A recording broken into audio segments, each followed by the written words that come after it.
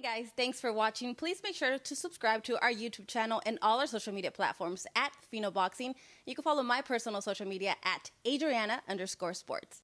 Hey guys, thanks for watching. Please make sure to subscribe to our YouTube channel and all our social media platforms at Fino Boxing.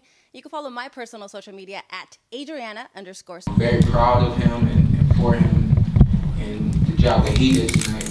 It's really hard for me to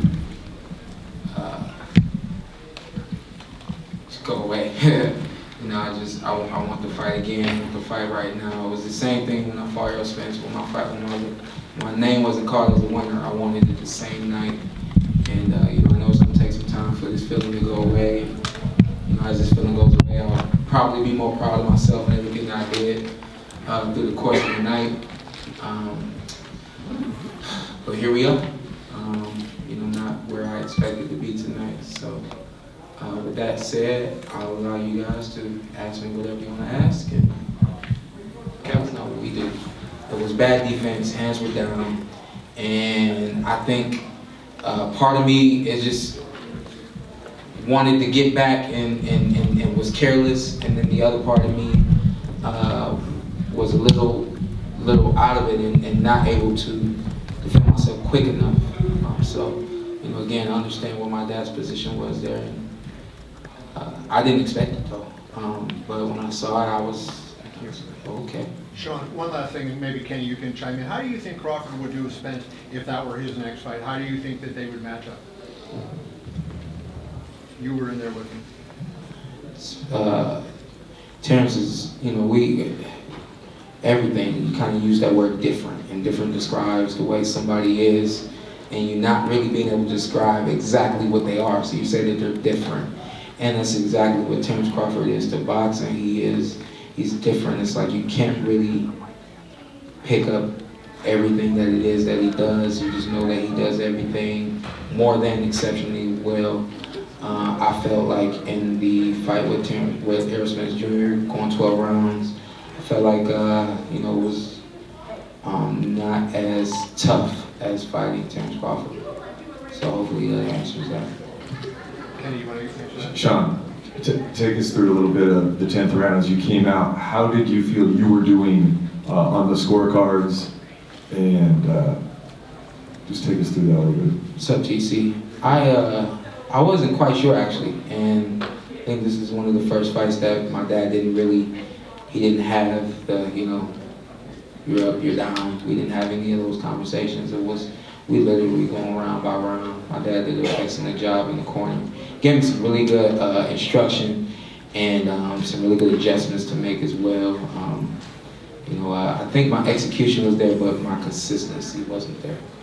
But through the 10 rounds that we had gone, I really wasn't sure where the score was. There were some rounds that I felt like were definitely mine, and then there were some other rounds where, you know, I get hit a little bit more than usual against Terence Crawford. So, you know, I automatically feel like, you know, that's not my round. You know, so I really wasn't sure where the score was, and you know, my dad didn't really give me a score. I think he was more so focused on let's take this round by round and let's stay focused and let's beat this man.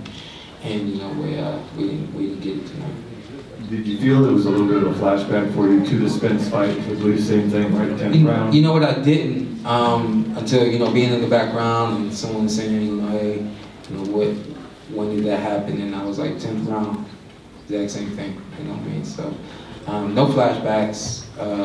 You know, I did the best I could to stay in the moment and do the best I could in the moment. But you know, collectively, I spoke with Barry just very shortly in the back room, and we agreed that I didn't get him uncomfortable the way I intended to, and let him find his comfort zone and work in it. And you know, it's just what you cannot do against Terence Crawford, and I allowed that tonight. Too much. I allowed that too much tonight. I got two questions, Bob. First of all, you've been with Terence Crawford a very long time. What would you rank this in terms of the difficulty of fight that Terence had tonight, Bob? You know, looking back on his whole career, I would say this is the most difficult. Kenny, I have one more question for you. I saw the highlights. We didn't get to really see the exchange. What were the first words you told your son after you entered the ring? Because you were pretty adamant as the second knockdown happened. I saw you immediately jump up to the ring post that you wanted the fight stopped. So as you got to SHAWN, what words were exchanged between you two? That's it. That's it. I said, that's it. We're done. That's it. Did he argue with you at all? No, there was no argument. He was more within himself, mad at himself, not mad at what I was saying to him. Like, he was kind of stuck in this, there. As he went down and he, slammed his hands on the canvas, he's pissed at himself, not at me, so. SHAWN, over here. Sean, on your right. In the beginning, he started off fighting conventional, and then he switched to his regular southpaw situation. How did you assess that as you were going into the fight? Were you able to deal with that properly in the beginning? Yeah, well, you know what, we trained basically southpaw for him. We knew that a majority of the fight by him would be fought southpaw, and we know that that's where his comfort zone is as a southpaw. So there were a few times where he switched during the fight and there was no thing. I think we handled that accordingly the way we always do. And the switch really wasn't a problem. I think it was just more so me.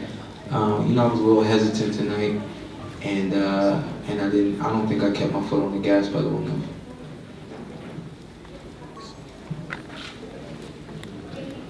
Sean, when that first knockdown came in the 10th, did you feel like you were wilting to Crawford's pressure? Because it seemed like at that point the fight was dead even. No, I didn't. I thought that, even the movement and the moving backwards, moving to the side and things of that nature, I felt like I was doing what I needed to do and what I wanted to do. I didn't feel like it was him pushing me forward or anything like that. So I thought that the fight was going accordingly. You've literally fought everyone, and look, I mean, the heartbreaking scene of you pounding that canvas at the end of the fight, there was a lot of anguish there. You've done everything. Do you think you'll be back, or could this be it for you, or what are the reasons to continue your career having fought everyone like you have? Yeah, you know what, it's a great question, and I kind of expected that question because of fighting everyone. I'm prepared to retire. I was prepared to announce my retirement tonight. Win, lose, or draw, even if it was a draw, we had a date. They were telling us we were gonna have to do it again. I was not gonna do it again. I'm announcing my retirement right now. Wow. Living legend, Great bro. career. Hall of Famer.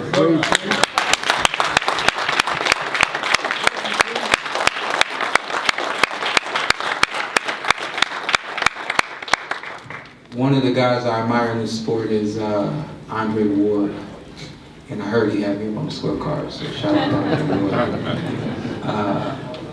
One thing, I kind of hang on to every word that Dre says. I really admire him and everything that he's been to this sport. And we were in the back room about to do Tyson Fury, Deontay Wilder 3.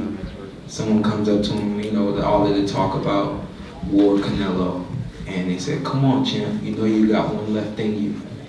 And he says, why can't I just have one more left in me?